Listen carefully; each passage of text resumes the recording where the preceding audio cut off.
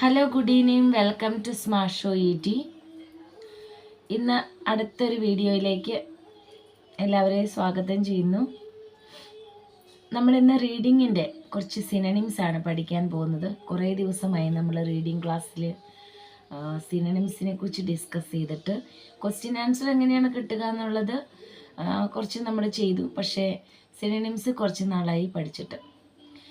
ഞാൻ ക്ലാസ് എടുക്കുമ്പോഴൊക്കെ ആണെങ്കിലും പിള്ളേരിൽ കണ്ടുവരുന്ന വളരെ ഒരു റെയറായിട്ടുള്ളൊരു ക്യാരക്ടറാണ് സിനണിംസ് പഠിക്കുക എന്നുള്ളത്. നമ്മൾ സ്പീക്കിംഗ് റൈറ്റിംഗ് മാത്രമല്ല, സ്പീക്കിംഗ് റൈറ്റിങ്ങിൽ ഇൻഡിവിജ്വൽ കറക്ഷൻസ് മിക്കവാറും റെഗുലർ ക്ലാസ് എടുക്കുന്ന കുട്ടികൾക്ക് കിട്ടുന്നത് കൊണ്ട് അത് അവർ ഓക്കെ ആയിട്ട് കിട്ടാറുണ്ട്. സ്പീക്കിംഗ് റൈറ്റിംഗ് ഇപ്പോൾ OET വളരെ എല്ലാവർക്കും വളരെ നന്നായിട്ട് മാർക്കിടുന്നത് കൊണ്ടല്ല അതിനെല്ലാവർക്കും മാർക്ക് കിട്ടുന്നത്.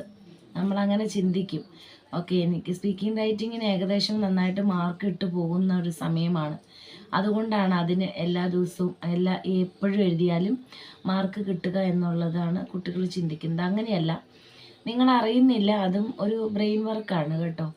നമ്മൾ റെഗുലറായിട്ട് സ്പീക്കിംഗ് റൈറ്റിംഗ് ചെയ്യുന്നുണ്ട്, അതൊരു ട്രെയിനറുടെ ഹെൽപ്പോട് കൂടി നമ്മൾ ചെയ്യുന്നുണ്ട്. നമ്മൾക്ക് റെഗുലർ കറക്ഷൻ കിട്ടുന്നുണ്ട്. ഓൾമോസ്റ്റ് എത്ര ഡിഫിക്കൾട്ടായിട്ടുള്ള സ്പീക്കിംഗ് റൈറ്റിംഗ് എത്ര ഡിഫിക്കൾട്ടായിട്ടുള്ള കുട്ടികൾക്കും, അതുപോലെ തന്നെ ഇംഗ്ലീഷ് ഒട്ടും തന്നെ അറിയില്ലാത്ത കുട്ടികൾക്കും, ബിലോ ആവറേജ് ആയിട്ടുള്ള കുട്ടികൾക്കും സ്പീക്കിംഗ് റൈറ്റിങ്ങിൽ നല്ല സ്കോർ കിട്ടാനായിട്ടുള്ളതിൻ്റെ കാരണം അത് റെഗുലറായിട്ട് അവർ പ്രാക്ടീസ് ചെയ്യുന്നത് കൊണ്ടാണ്. ഒരു 45 മിനിറ്റ്സ് ഒക്കെ എടുത്തിട്ടായിരിക്കുമല്ലോ നമ്മൾ റൈറ്റിംഗ് ചെയ്യുന്നത്. അത് ഗുഡ് ഇനഫാണ്. അപ്പം നന്നായിട്ട് നമ്മൾ അത് ചെയ്യുന്നുണ്ട്. അതുപോലെ തന്നെ നമ്മുടെ സ്പീക്കിങ്ങും നന്നായിട്ട് തന്നെ ചെയ്യുന്നുണ്ട്.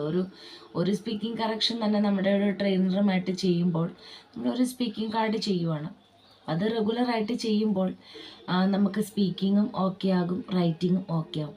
അതേസമയം നമ്മൾ ഇതേ ഒരു ടൈം പ്രിഫറൻസ് അല്ലെങ്കിൽ ഇതേ ഒരു ഇമ്പോർട്ടൻസ് നമ്മൾ റീഡിങ് ലിസണിങ്ങിന് കൊടുക്കുന്നില്ല. അതുപോലെ അതേ സെയിം ടൈമിൽ നമ്മൾക്കറിയാം, ഓക്കെ സ്പീക്കിംഗ് റൈറ്റിങ്ങിനെക്കാട്ടിലും നമ്മൾക്ക് കിട്ടാനായിട്ട് നല്ല ടഫായിട്ടുള്ളത് റീഡിങ് ആൻഡ് ലിസണിങ്ങിനാണെന്ന് നമുക്ക് ശരിക്കും അറിയാം.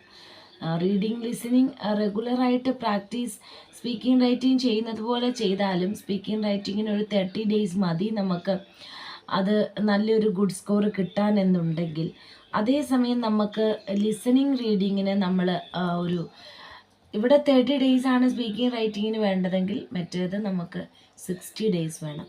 ഇരട്ടി സമയം നമുക്ക് വേണം, ഡബിൾ ടൈം നമുക്ക് വേണം. അതിനർത്ഥം അത് ഒത്തിരി ഏകദേശം സ്പീക്കിംഗ് റൈറ്റിങ്ങിനേക്കാളും നല്ല ടഫാണെന്നുള്ളത് തന്നെയാണ്. കാരണം നമ്മൾ ഒന്നാമത്തെ അതിനകത്ത് ടൈമിങ്ങിൻ്റെ ഒരു വാല്യൂ നമ്മൾ കൊടുക്കണം. രണ്ടാമത്തേത് നമുക്ക് മീനിങ് മനസ്സിലാക്കിയിട്ട് വേണം നമ്മൾ ചെയ്യാനായിട്ട്. കംപ്ലീറ്റ്ലി നമ്മൾ ഉപയോഗിക്കുന്ന നമ്മുടെ മദർ ടങ്ങിനെക്കാട്ടിലും നമുക്ക് ഡിഫറെൻ്റ് ആയിട്ടുള്ള ഒരു മൊഡ്യൂളാണ് ഇംഗ്ലീഷ്.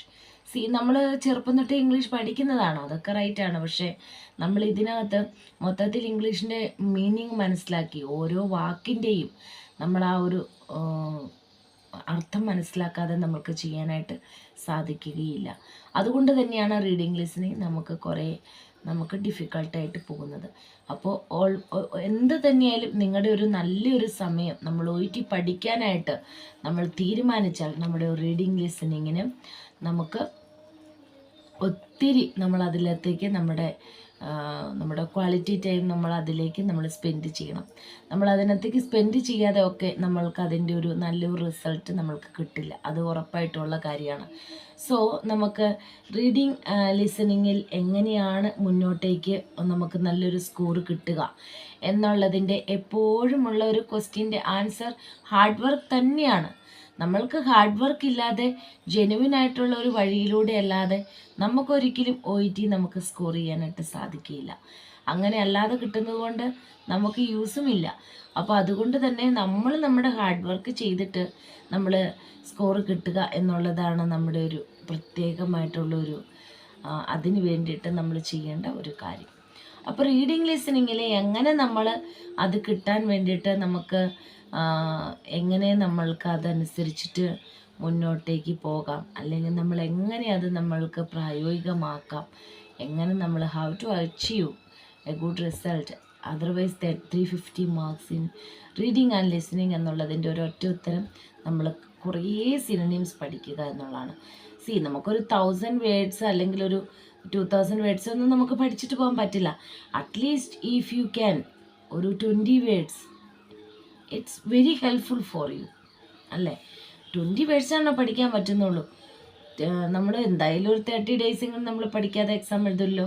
ആ 30 ഡേയ്സിൽ ഒരു 2 വേർഡ്സ് എങ്കിലും മിനിമം പഠിക്കാൻ, ഒരു 60 വേർഡ്സ് നിങ്ങൾക്കൊരു പുതിയൊരു വൊക്കാബുലറി അത് പഠിക്കാൻ OETയുടെ എക്സാം കഴിഞ്ഞ് കഴിയുമ്പോൾ ഓക്കെ.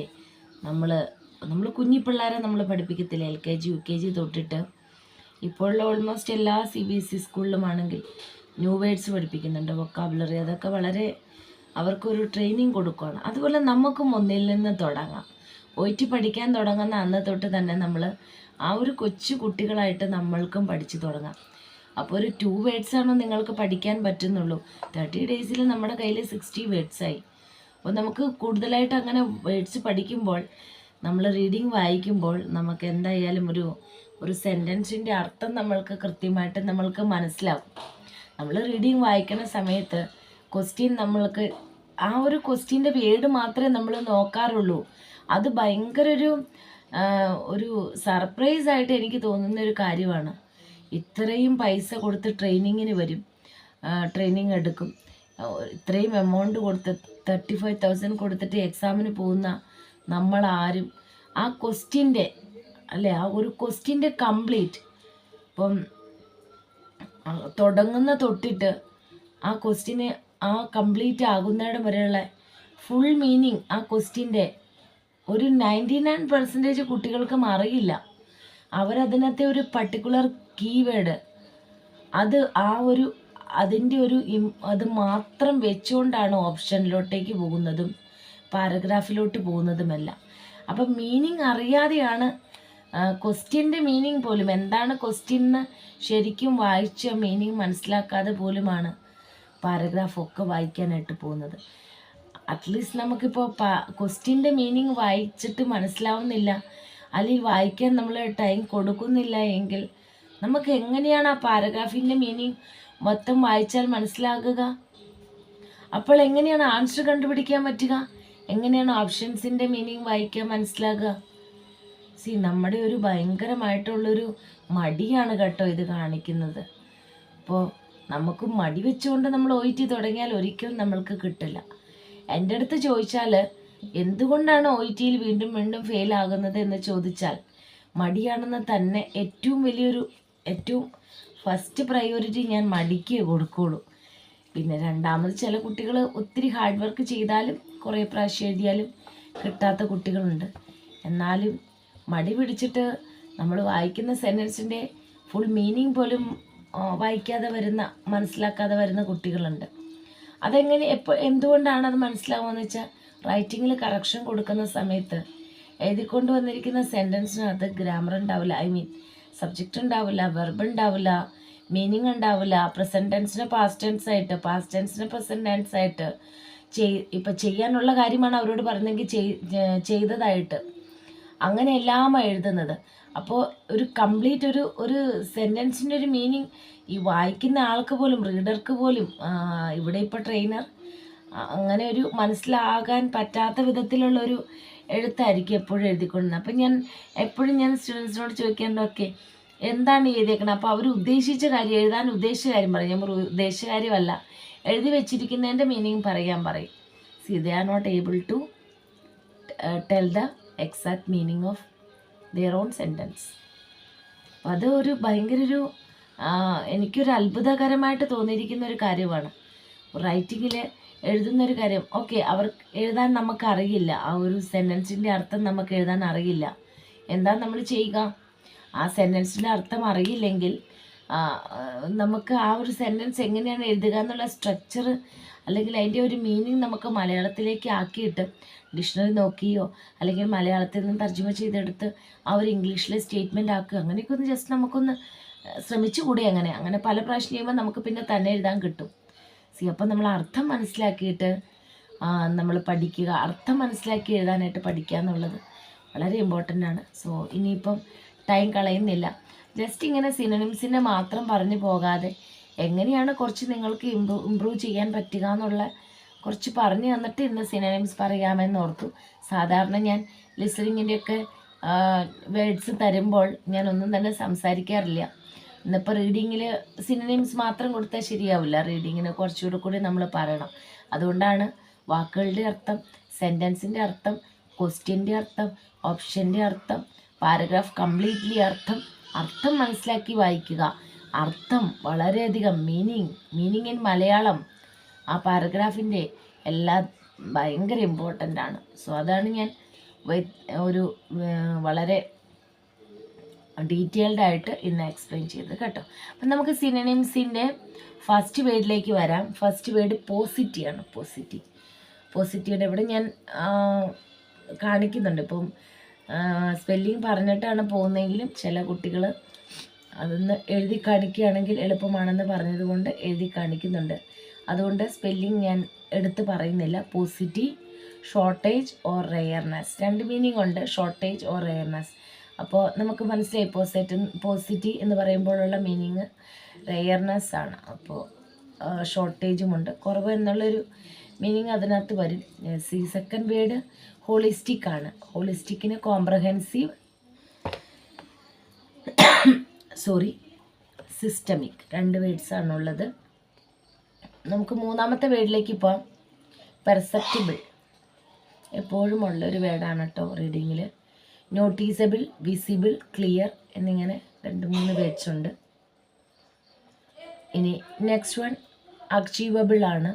അത് നമുക്കറിയാം, അച്ചീവ് എന്നുള്ള എപ്പോഴും ഒരു വേർഡ് നമ്മൾ കാണാറുള്ളതാണ്. പോസിബിൾ, പ്രാക്ടിക്കൽ എന്നിങ്ങനെ 2 മീനിങ് ആണുള്ളത് സിനോണിംസ് ആയിട്ട് വരുന്നത്.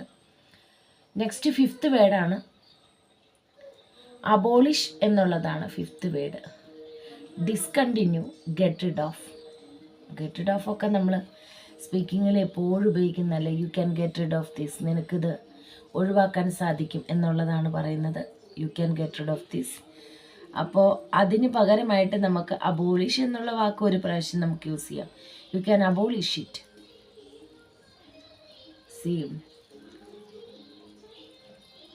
ക്ലിയർ ആയല്ലോ? ഓക്കെ, സിക്സ്ത് വേർഡിലേക്ക് നമുക്ക് പോകാം.